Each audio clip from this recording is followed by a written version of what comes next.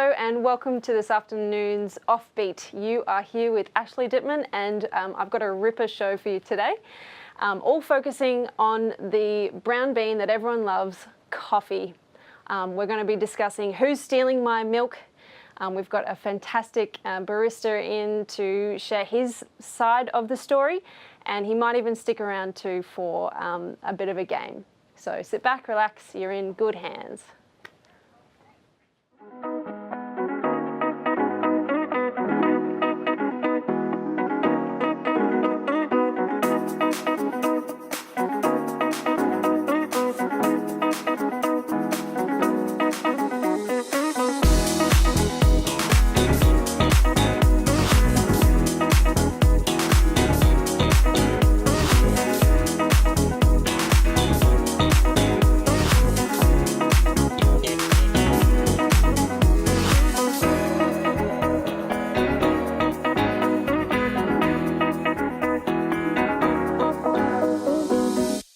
A situation where they've come home from a hard day's work, or they're up late at night trying to finish that last assignment, and you go to your fridge and pick out your milk and someone has taken the last drop and there's no milk left. I mean, I had a situation this morning where I don't even drink dairy milk. I drink coconut milk, and someone made a curry last night, used all of my coconut milk, and this morning I had to use water in my porridge. We've all been there, but I am happy to say I have discovered a solution that might fix this problem. It's called game theory. Hear me out. So strategy number one, right? Every workplace, every house, every family has a boss.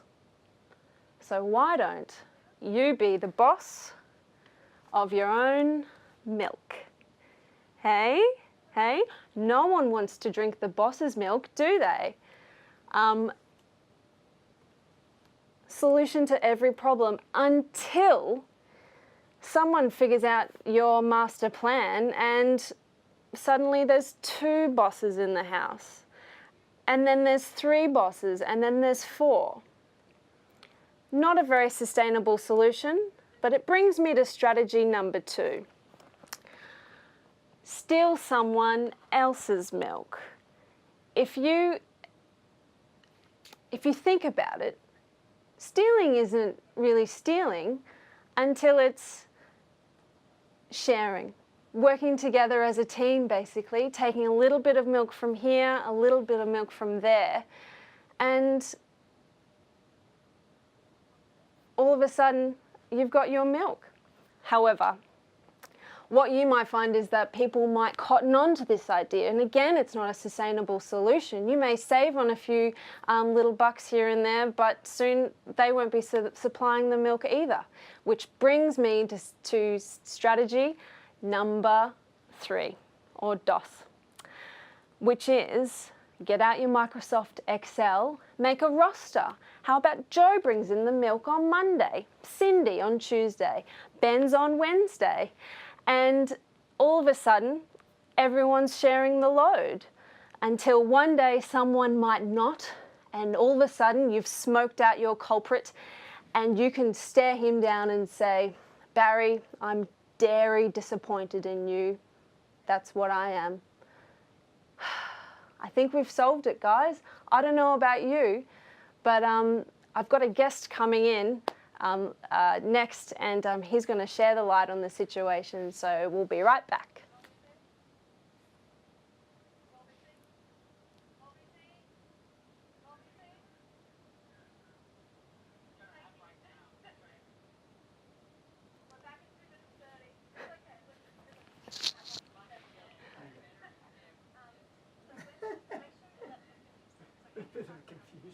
Oh, is it?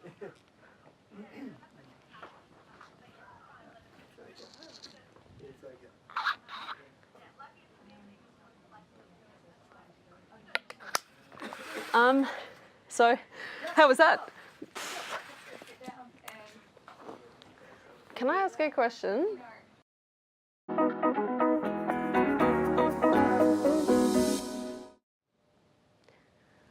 Welcome back to Offbeat. Now, I know it's hard to imagine getting through life's daily rituals without your warm cup of coffee. And one guy who knows this all too well is sitting right with me here. It's Ben Williamson.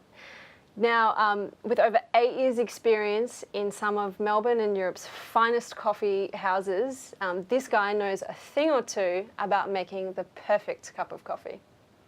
Welcome, Ben. Hey, thanks, Ash. Thanks for having me. Oh, great.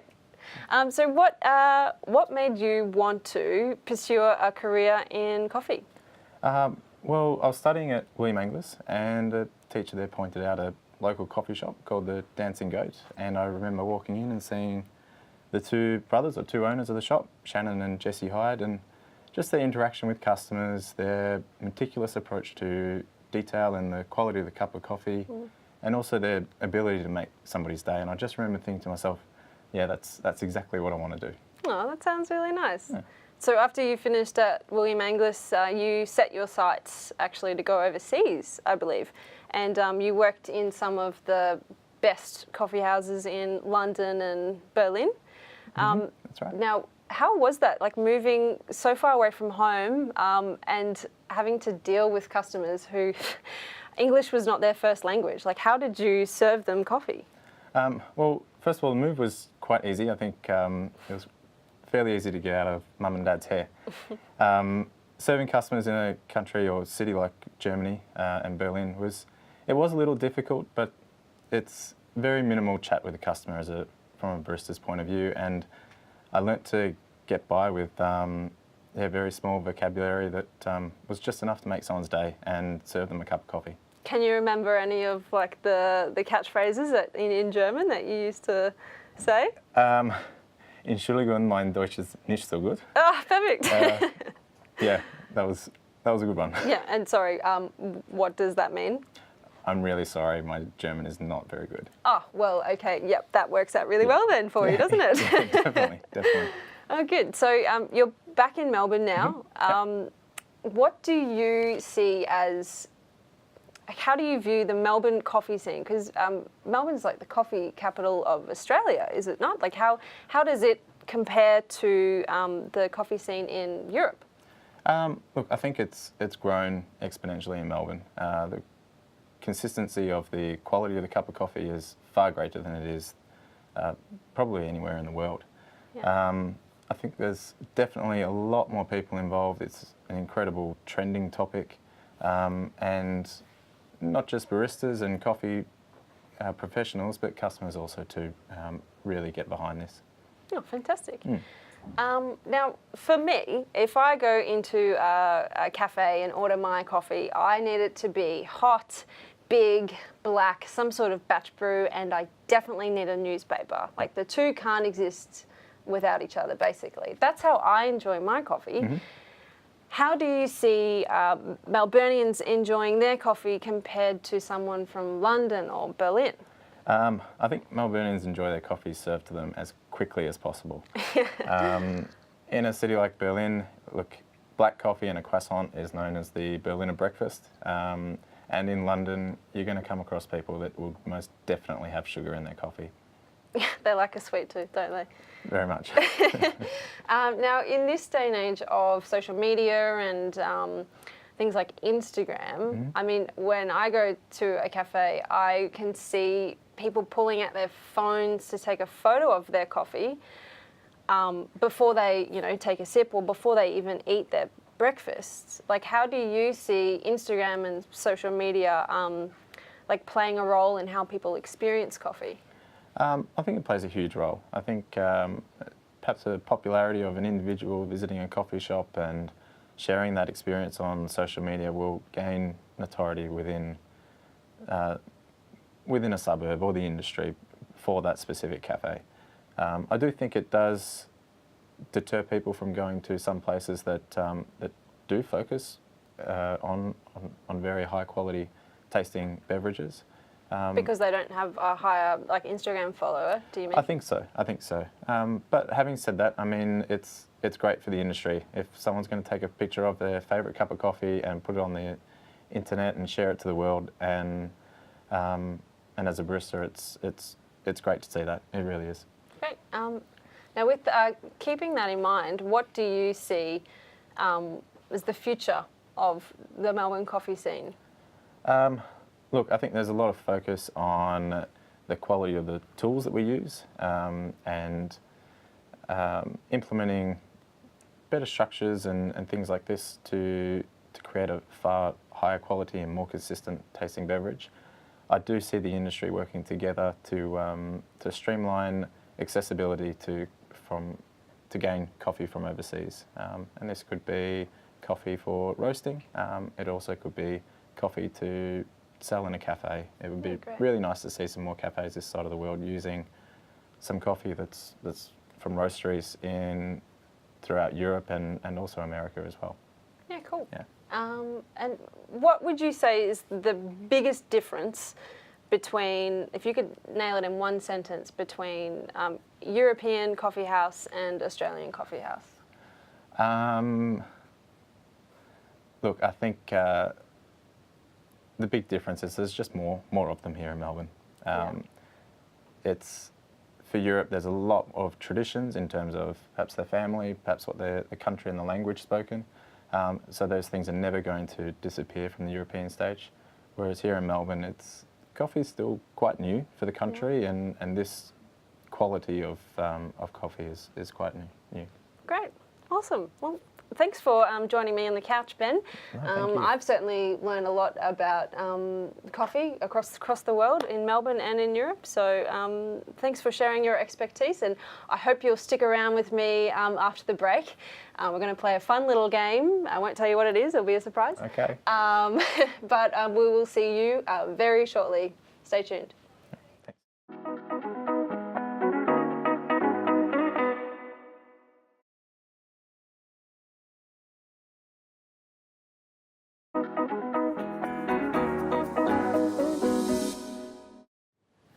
Hi and welcome back.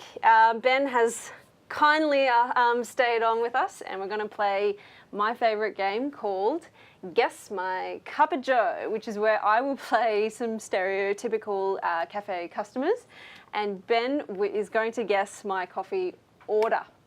Alrighty, are you ready for this? Yes, There's no wrong definitely. answers, except there definitely is. Okay, so the first one. Yeah, Jared. Yeah, no, I'll be in the office shortly. No. Don't sign any contracts until I get there. No. Yeah, our star's definitely in. No, 100%. No, we'll get them, mate. We'll get them. Yeah. Don't sign anything though. Coffee? A short macchiato for Derek. How did you guess? You guessed my cup of Joe. Thank you so much. Alrighty, No you're problem. good at this. Okay, second one. Jordan, hold my hand. Hold Mummy's hand. Hi, sorry. It's just been it's been a tough morning at the school drop-off. But Jordan, get back here. Sorry. Coffee. Yeah, Jordan. Oh, I'm so sorry. Don't touch that. Can I, coffee, what do I want? Jordan, put your goddamn pants back on, okay? Would you like a strong latte? Oh, I'd love a strong latte. If you made it skinny, that would have been my cup of Joe. Good one, alrighty, last one. What are we gonna do? Okay, all right, there's a bit of miming in this one, so bear with me. Righto. Okay. Dun, dun, dun. Clip. Whew. There was a big ride up to Dandenongs this morning. You might have seen I've just got my chain oiled a little bit. Yeah, it was good. Yeah, my Malvern Star. Tell you what, the glutes are burning. Coffee? Yeah, would you like a batch brew? Yes, actually, yeah, that's one of A bit those. of milk on the side, maybe? Yeah, actually, if you could pop it in there, that'd be perfect. No problem. That is Guess My Cup of Joe. Alrighty, maybe a few more. Let's see. Let's get you really working for your money, okay? All right. Okay.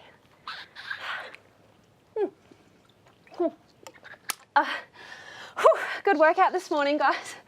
Whew, yes, I am wearing all Lululemon. How did you tell? And yes, new Nike shoes. Yep. Yeah, did about 5 squats this morning. A few deadlifts. At least a 5K on the treadmill, or treadie as we call it in the gym. Look, I'm really coffee? sorry, we don't actually have any chai lattes, but how about an almond cappuccino to quench your thirst? Oh, that's perfect. Yeah. Thank you. Thanks No, not a problem. so much. No problem. What Enjoy a good your day. barista. Okay, we might have time for one last one.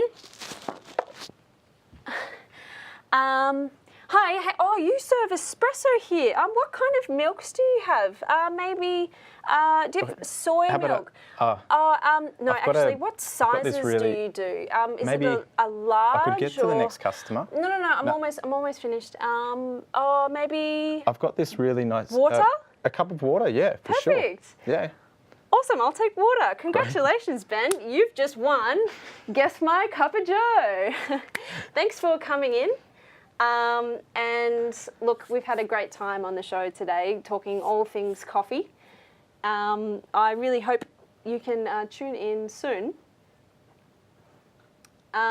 Because tomorrow at 4:30 p.m. is the next show of Offbeat. Tune in for some more craziness, I'm sure. And if I don't see you then, I'll see you next week.